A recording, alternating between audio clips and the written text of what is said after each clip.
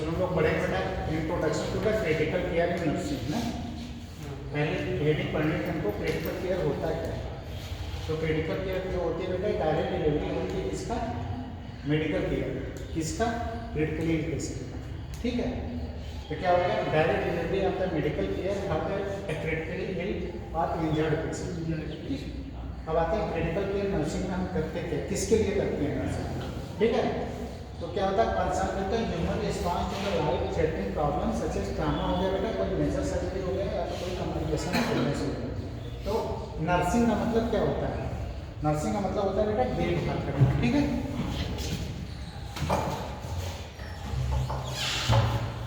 Nursing का मतलब देखभाल होता है, तो बेटा किसका देखभाल करोगे, ठीक है। किसी को चोट लगी हुई ट्रॉमा हुआ उसको करोगे, या तो कोई मेजर सर्जरी हुई हो उसको करोगे, या तो फिर कोई कॉम्प्लिकेशन हुई है जैसे एआरडीएस का पेशेंट हो गया, ठीक है, निमोनिया हो गया उसको, ठीक है, प्लूराइटिस हो गया, या कोई और ऐसा काजी स्ट्रोक हो गया, ये सब कंडीशन में करेंगे। The human response can be the physiological और द साइकोलॉजिकल। बेटा जितने भी रिस्पॉन्सेस होते हैं या तो फिर फिजियोलॉजी होगी, फिजियोलॉजी का मतलब हो गया जो हमारे हार्ट रेट ब्रीथ ये सब में चेंजेस हो रहा है। साइकोलॉजी का मतलब मेंटल, ठीक है। हेल्थ का डिफिनेशन क्या होता है, मेंटल, फिजिकल और सोशल तीनों होना चाहिए, अच्छा है, ये होना चाहिए। ये फिनोमेनन है क्रिटिकल केयर यूनिट जो होती है रेंज होती है, यहाँ बेटा ओपन हार्ट रिकवरी यूनिट कहाँ कहाँ हो सकता है, ओपन हार्ट रिकवरी यूनिट हो सकता है बेटा उस कहाँ पे, कार्डियोलॉजी डिपार्टमेंट में। उसके बाद होगा बर्न यूनिट, ये कहाँ होगा, सर्जरी के बर्न डिपार्टमेंट में। उसका न्यूरोलॉजिकल इंटेंसिव केयर आईसीयू कहाँ होता है बेटा, तो आईसीयू आपका हर तरीके से होता है, ठीक है। मेडिकल सेटअप में अगर मेडिसिन का डिपार्टमेंट है तो वहाँ भी आईसीयू सेटअप हो सकता है, और उसके बाद आपका एनेस्थीसिया में भी हो सकता है, सर्जरी में भी हो सकता है, यही मेजर होते हैं, ठीक है। और क्या हो जाएगा, सर्जिकल आईसीयू हो सकता है सर्जरी डिपार्टमेंट में, मेडिकल हो गया मेडिकल डिपार्टमेंट में, कार्डियक हो गया कार्डियक में, ठीक है। ये सब होता है आपका नर्सिंग। यहाँ आपको काम करने की जरूरत पड़ेगी या इस टाइप के पेशेंट को देखने की जरूरत पड़ेगी, ठीक है। उसको इंटेंसिव केयर यूनिट क्या होता है बेटा, वो एरिया हॉस्पिटल पे जहाँ पे एग्रेसिव थेरेपी हम यूज करते हैं, जैसे state of the art technology. कहने का मतलब होता है कि जो इंटेंसिव केयर यूनिट होती है वहाँ पे हमको हमेशा पेशेंट को मॉनिटर करके देखना पड़ता है, ठीक है। अगर उसी मॉनिटर के अनुसार बेटा हम लोग डिस्कस किए थे ना कि बीपी इतने से कम हो जाएगा, 90 से अगर सिस्टोलिक 90 से कम, डायस्टोलिक 60 से कम हो जाएगा तो आपको तुरंत अप्रोच लेना पड़ेगा कि उसकी बीपी रेज कराना है। हार्ट रेट कम होगा तो हार्ट रेट को बढ़ाना है, अगर बीपी बढ़ गई तो उसको घटाने के लिए अप्रोच करना पड़ेगा, ठीक है। ये इंटेंसिव केयर में एग्रेसिव करते हैं, ठीक है। वो चाहे इन्वेजिव भी हो सकता है, नॉन इन्वेजिव भी हो सकता है। इन्वेजिव का मतलब क्या हो सकता है बेटा, नहीं बेटा, इन्वेजिव का मतलब होता है कि आप ऐसा कोई प्रोसीजर करो जिससे कि काटना नहीं, जैसे आप यहाँ पे टैटू लगा लो, क्या लगा लो, सेंट्रल लाइन लगाओगे तो सेंट्रल लाइन क्या होता है, इन्वेजिव प्रोसीजर होता है, ठीक है। जैसे आप बीको लगा रहे हो तो इन्वेजिव प्रोसीजर है। अब नॉन इन्वेजिव प्रोसीजर क्या है बेटा, नॉन इन्वेजिव प्रोसीजर है जैसे आप बीपी ले रहे हो, हार्ट रेट चेक कर रहे हो, पल्स ले रहे हो, तो नॉन इन्वेजिव प्रोसीजर है। तो इसको आपको देखना पड़ेगा, इन्वेजिव नॉन इन्वेजिव दोनों प्रोसीजर कर सकते हैं। क्रिटिकली पेशेंट को किसको बोलते हैं बेटा, जिसको हाई रिस्क होती है, उसकी पोटेंसी इतनी ज़्यादा होती है लाइफ थ्रेटनिंग की कि मतलब अगर आप थोड़ा सा भी केयर नहीं करोगे तो आपको निकल जाएगी, ठीक है। इस कंडीशन में हम ये इसको बोलते हैं क्रिटिकली पेशेंट, और इसी क्रिटिकली पेशेंट को ठीक करने के लिए आईसीयू में आप काम करते हो। रोल ऑफ नर्सिंग का क्या रोल होता है बेटा, ठीक है। तो नर्सिंग का क्या रोल होगा, सेम सब कुछ आप जानते हो इसमें, ठीक है। Respect and support the right of the patient, पहली पॉइंट हो गई। पेशेंट इज डिजिग्नेटेड, ठीक है, surrogate to the autonomy and the inform to the decision making. किसका काम है, वहीं पर सबसे पहले वहाँ पर कौन से रहता है, या तो टेक्नीशियन है या नर्सेस नहीं देता, तो खुद से डिसीजन लेकर के, ठीक है, उनको नहीं समझ में आता तो अपने हायर आगे से पूछ करके तुरंत एक्टिवेट होकर के काम करते हैं। Intensive and the best interpretation of the patient question, ठीक है। अब जो क्वेश्चन मतलब आप सपोज करो कि पेशेंट को कोई दिक्कत हो रहा है, आप बोलो पूछोगे ना कि क्या प्रॉब्लम है, उसी के अनुसार तो आप अपनी ट्रीटमेंट प्लान करोगे जो बोलेगा।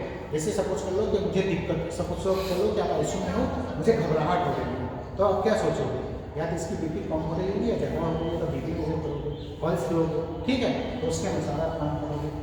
उसके बाद क्या, respect the value and believes that right of the patient, ठीक है, आपको ध्यान देना बेटा, वहाँ पे आप काम कर रहे हो तो आप उस पर एहसान नहीं कर रहे हो, उसकी राइट्स है पेशेंट की, आइसोलेशन है, ठीक है, तो उसका पूरा प्रॉपर रूप से रिस्पेक्ट करो। Provide education and support help to the patient to the make decision, ठीक है, आप अच्छा से पढ़े रहोगे, आपको नॉलेज रहेगा तभी डिसीजन अच्छा से ले पाओगे। उसके बाद represent the patient to the accountants with the patient of choice. Patient का सपोज कर लो कि सर्जरी करना है, सर्जरी एक ओपन सर्जरी भी होती है बेटा, लैब से भी होती है, तो पेशेंट का चॉइस होगा कि हम कौन सा सर्जरी कराएंगे और कराएंगे कि नहीं कराएंगे, आप उसके ऊपर थोप नहीं सकते, ठीक है। उसके बाद क्या होगा, support the decision of the patient and the patient designated to the surrogate transfer care to the equality qualified critical care nurses. मतलब जो वहाँ पे काम कर रहा है उसको प्रॉपर क्वालिफाइड होना चाहिए, उसको सब चीज़ें आनी चाहिए जो जो वहाँ पे ज़रूरत पड़ेगी। उसके बाद क्या होगा बेटा, intercede for the patient who want to speak to the clinician in the situation required immediate attention, ठीक है। आप उसको जो भी पेशेंट होगा, आप जो होता नहीं है, बहुत शिकायतें आती है कि नर्स वहाँ पे बैठी हुई हैं, पेशेंट क्या होता है जाकर के बार बार बोलता है लेकिन उसको कोई फर्क नहीं पड़ता, क्यों? क्योंकि वो इम्यून्स टॉलरेंस हो जाता है, अरे ठीक है सही हो जाता है, लेकिन ऐसा नहीं करना, आपको हर वक्त उसको अटेंशन देना पड़ेगा, ठीक है। उसके बाद add the between the patient and the patient family, मतलब कहने का मतलब क्या है, आप प्रोफेशनल हो, हम प्रोफेशनल हैं, हमारा काम है हमको पूरी तरीके से सेटिस्फाई करना किसको, पेशेंट और उनके फैमिली दोनों, ठीक। उसके बाद क्या होगा, critical care nurses work in the wide variety of the setting filling many roles including क्या क्या होता है बेटा, आप बेड साइड क्लिनिशियन वहाँ भी काम करोगे, नर्स एजुकेटर हो सकती है ना, ठीक है। उसके बाद नर्स जो रिसर्चर भी हो सकती है, नर्स और क्या करती है, मैनेजर भी हो सकती है, तो मतलब वो है केवल नर्सिंग उसकी डिग्री है, लेकिन वो एक वाइड रेंज का काम कर सकती है, ठीक है। उसके बाद क्या होगा, clinical nurse specialize and nurse participates, ठीक है। Manage care also the female growing to the demand for the advance practice nurses in the acute care, ठीक है। मतलब कहने का मतलब हुआ बेटा, वो इतनी मैनेजिंग उसको होने चाहिए कि वो सब काम एक साथ कर सके, फाइल भी कर ले, पेशेंट को भी देख ले, सब चीज़ें कर ले। Advance practice nurses are the those who have receive advantage, ठीक है, एजुकेशन एट द मास्टर और द डॉक्टर्स लेवल, ठीक है। डॉक्टर मतलब होता है ना, PhD भी होती है ना नर्सिस में, तो उस लेवल तक एजुकेशन की हो सकती है। अब इसमें ध्यान से देखना, इसमें क्या है, कोई भी क्रिटिकल केयर नर्सेस, ठीक है, अब वो क्या करेंगे बेटा, पेशेंट का केयर करेंगे, कैसे, ठीक, ये इसेंशियल पार्ट है, नर्स जो होती है पेशेंट के केयर के लिए इसेंशियल पार्ट है, ठीक है बेटा। क्रिटिकल केयर वहाँ की एनवायरनमेंट होना चाहिए, टेक्नोलॉजी अच्छी होना चाहिए, सेफ्टी होना चाहिए, ठीक है। उसके बाद क्या होगा, जितने भी कॉम्प्लिकेंस होता है या क्लिनिकल प्रैक्टिस में जितने भी एडवांस केयर है वो सब वहाँ पे होने चाहिए बेटा, और उसको प्रॉपर रूप से इफेक्टिव और फंक्शनल होना चाहिए, ठीक है। सपोज कर लो कि आप आईसीयू सेटअप में काम कर रहे हो, जितने भी वहाँ पे जरूरत पड़ेगी मशीन का, पहले तो मशीन काम करे, और दूसरी चीज़ वो मशीन आपको चलाने हैं, ठीक है, तब तो पेशेंट के बेनिफिशियरी हो सकती है बेटा, ऐसे तो नहीं हो सकता ना, ठीक है। उसके बाद क्रिटिकल केयर नर्सिंग एक्सपीरियंस क्या होना चाहिए बेटा, जॉब सेटिस्फैक्शन होना चाहिए, मोरल होना चाहिए उसको, और कंपेरिजन फटीग नहीं होना चाहिए, मतलब ऐसा नहीं कि काम करते करते थक गए, अब पेशेंट बढ़ रहा है, कुछ कर ही नहीं पा रहे, ठीक है। क्रिटिकल केयर सर्विसेज में क्या हो सकता है, society of the critical care medicine, ठीक है, इंडोर्स गाइडलाइन, मतलब कहने का मतलब बेटा इसमें कुछ भी नहीं है, याद बस याद रखना कि हर चीज़ में गाइडलाइन होती है। सपोज करो CPR करते हो तो वहाँ पे छिटका होता है, या फिर आपको याद होना चाहिए, नहीं याद है तो आप देख करके क्या करेंगे, उस गाइडलाइन को फॉलो करो। तो लेवल 1 में क्या होता है, comprehensive and wide variety of the disorder हो सकता है, जैसे सोफिस्टिकेटेड इक्विपमेंट हो गया बेटा, स्पेशलाइज नर्सेस हो गए, फिजिशियन हो सकते हैं, स्पेशलाइज ऑपरेशन होना चाहिए, और क्या होना चाहिए आपका, कॉम्प्रिहेंसिव सपोर्ट होना चाहिए, services, pharmacy, nutrition, respiratory, post natal care और सोशल वर्क, ये सब एक साथ काम करते हैं, जितने भी चीज़ें, मतलब डॉक्टर हो गए, नर्स हो गए, ठीक है, इसके साथ फार्मासिस्ट हो गए, वहाँ के स्टाफ हो गए, सब इक्वली काम करेंगे तब पेशेंट अच्छे से क्लियर होगा। ऐसा नहीं, हर किसी का अपना एक रोल बटा होता है ना, जब कलेक्टिव रोल होगा तब पेशेंट सेटिस्फाई होगा ना, ऐसा नहीं कि हम अपना काम करके चले गए, आप अपना काम नहीं कर पा रहे हो, आप अपना काम कर रहे हो, हम नहीं कर पा रहे, ऐसे नहीं चलेगा। लेवल 2 में क्या होता है बेटा, comprehensive critical care for the most disorder unit many not able to care for the specialized type of the patient, जैसे कार्डियोथोरैसिक सर्जरी। कहने का मतलब होता है कि हर डिपार्टमेंट अलग अलग क्यों बनाया जाता है, क्योंकि उस डिपार्टमेंट का स्पेशलाइज डॉक्टर होता है और वहाँ पे जो नर्सेज और जो काम करते हैं वो ट्रेंड होते हैं उस काम के लिए, ठीक है। दूसरी काम क्या होता है बेटा, उस डिपार्टमेंट में ओवरलोड नहीं होता। सपोज कर लो कि आईसीयू एक ही जगह डाल दिया, वहाँ पे जो डॉक्टर करेगा, नर्सिंग काम करेगा, उसका ओवरलोड हो जाएगा ना। इस वजह से हर डिपार्टमेंट अलग अलग होता है। कार्डियोथोरेसिक काम का होता है जहाँ पे हार्ट का सर्जरी होता है, ठीक है, वो अलग हो गई, बर्न यूनिट अलग हो गई, तो सबका अलग अलग अपना काम है। लेवल 2 में आता है।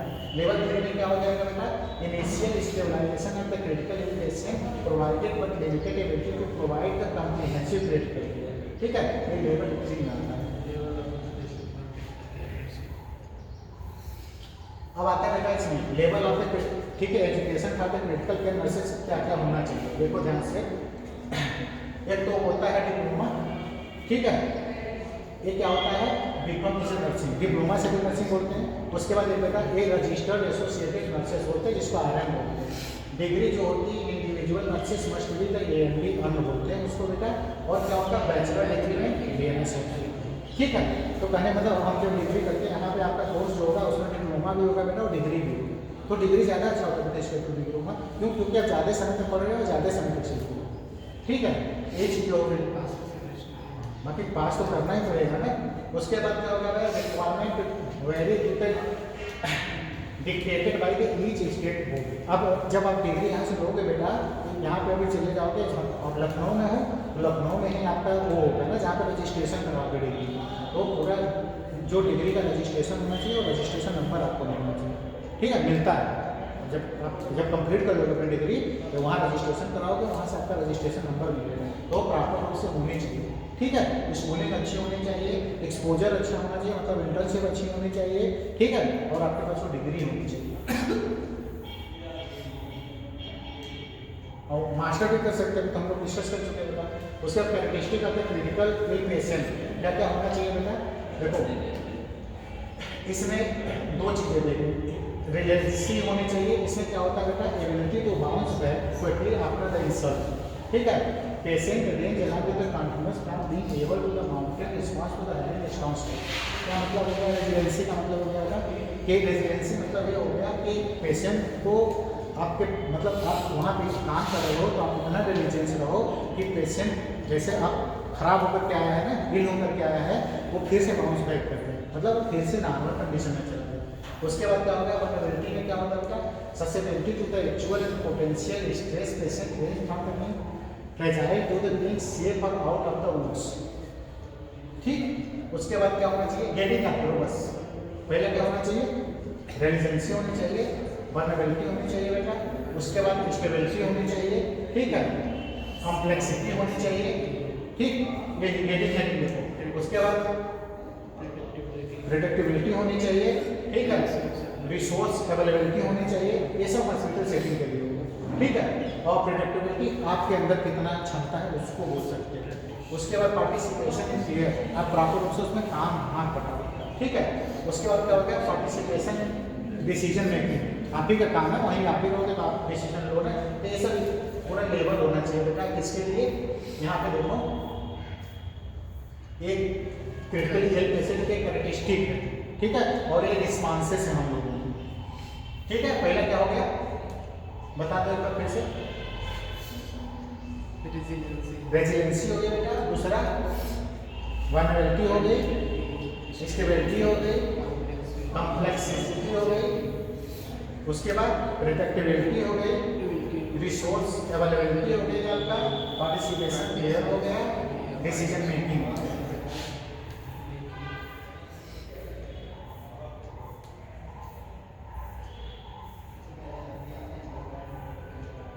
ये पूरा है, ठीक है।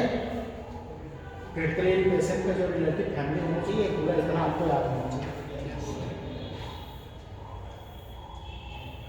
उसके बाद आगे बेटा background and classification of the critical ill patient में क्या क्या हो सकता है, ये जरूर याद होना चाहिए, तो ध्यान से। लेबर में क्या होना चाहिए, तो जीरो में क्या होता है, patient who need can be met through routine ward care in the acute hospital, ठीक है। लेवल 1 में क्या हो गया, जो आप नॉर्मल कंडीशन में वार्ड में पेशेंट होता है वहाँ पर जाओगे तो पेशेंट मिलेगा आपको, लेवल 1 में होता है। लेवल 2 में क्या होता है बेटा, patient at the risk real condition इंटोलेशन recently reloaded from the higher level care, मतलब ये क्या होगा कि सपोज करो होते हैं ना कि पेशेंट एक जगह से दूसरी जगह ट्रांसफर होकर के, ठीक है, वो need make and the actual ward, उसको ज़रूरत है, बेड नहीं मिलता है बेटा, वो लेवल 2 में आते हैं, जिसको ज़रूरत है कि नहीं इसको बेड तो देना ही पड़ेगा, ठीक है। नॉर्मल रूटीन जो बेड हो गया 1 में 0 हो गया, 1 में बेड की नीड पड़ गई, पेशेंट रिक्वायरिंग मोर ठीक है डिटेल ऑब्जर्वेशन और इंटेंसिव, मतलब इसमें आईसीयू का जरूरत पड़ेगी, ठीक है। इसमें कौन सा पेशेंट आ जाएगा बेटा, कोई भी रिस्पायरेटरी जिसमें जिसको किसकी जरूरत है, वेंटिलेटर की जरूरत है। उसके बाद आ जाओगे लेवल 3 में, लेवल 3 में बेटा क्या होता है, ये कॉम्प्लेक्स सपोर्ट पे चला गया, मतलब सब कुछ मशीन से ही काम कर रहा है।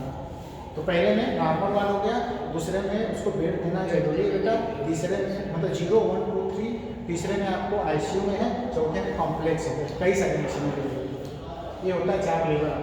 कॉमन कैरेक्टरिस्टिक जो होती है क्रिटिकल केयर यूनिट में क्या हो जाएगा बेटा, ये nurse to the patient ratio 1:1 होना चाहिए, 1:2 होना चाहिए। नॉर्मली एक पेशेंट एक आईसीयू में दो पेशेंट पे एक, मतलब आजकल तो ज़्यादा कर लेते हैं, लेकिन जो नॉर्म होती है एक पेशेंट पे एक नर्सेस होनी चाहिए। उसके बाद क्रिटिकल एक पेशेंट के लिए है ये पेशेंट विद मल्टीपल डायग्नोसिस, मतलब मल्टी ऑर्गन डिस्फंक्शन जिसको बोलते हैं, कई सारे डायग्नोसिस होते हैं, स्पेशलाइज्ड इक्विपमेंट होना चाहिए वहाँ पे बेटा, ठीक है। जैसे क्या हो गया ईकेजी, मतलब ईसीजी को बोलते हैं ना, ईकेजी ईसीजी को बोलते हैं, ब्लड प्रेशर आपको मतलब मॉनिटर का जो काम होता है सब कुछ होना चाहिए, ठीक है। क्या क्या हो गया आपका बेटा, ईसीजी कराओगे, ब्लड प्रेशर हो गया, ऑक्सीजन सैचुरेशन मॉनिटर करोगे, आईवी पंप हो गया, आर्टेरियल लाइन डालोगे, पल्मोनरी आर्टरी कैथेटर डाल सकते हो, इंट्रोट्रैकियल ट्यूब डाल सकते हो इंट्यूबेशन के समय, वेंटिलेटर हो गया, चेस्ट ट्यूब, कैथेटर हो गया, सेंट्रल वेनस लाइन हो गया, मतलब जो भी इन्वेजिव प्रोसीजर करते हो बेटा सब कुछ होना चाहिए। उसके बाद आइसोलेशन की भाषा होना चाहिए बेटा, रिस्ट्रिक्टेड विजिट आवर होना चाहिए, होता है ना आईसीयू में किसी में लिमिट रहता है कि आप इसी समय में कोई विजिट कर सकते हो पेशेंट से, नहीं कर सकते हो। बेड साइड कंप्यूटर डॉक्यूमेंटेशन होना चाहिए, बेड कंप्यूटर ना हो तो एटलीस्ट पेड टॉपिक हो वहाँ पे जो लिखे जाते हैं, ठीक है बेटा, पेशेंट का ठीक है।